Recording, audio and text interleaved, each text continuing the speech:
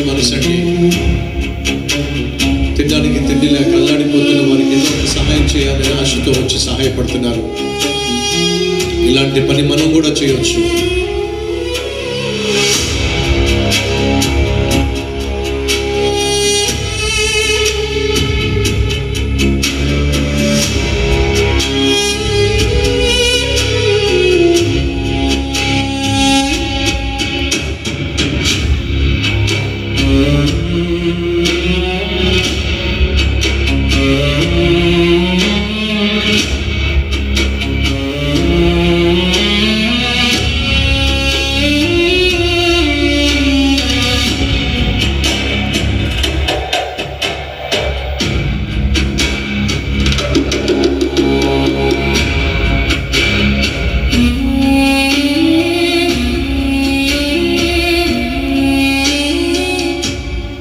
చాలా వందనాలమ్మా.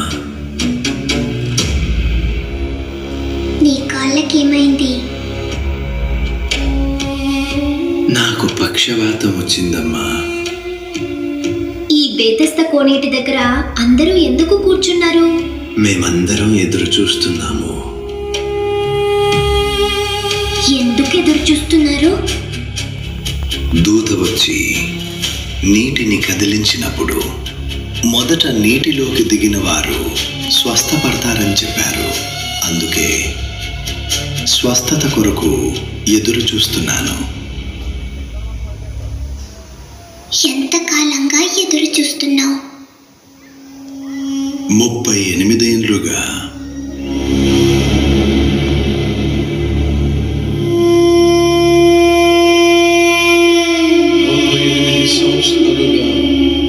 అదే పరిస్థితి, కదలలేని పరిస్థితి, కష్టపడి పనిచేసుకోలేని పరిస్థితి, కడుపు నిండా భోజనం చేయలేని పరిస్థితి, కడువు పేద స్థితి, నిరుపేద స్థితి.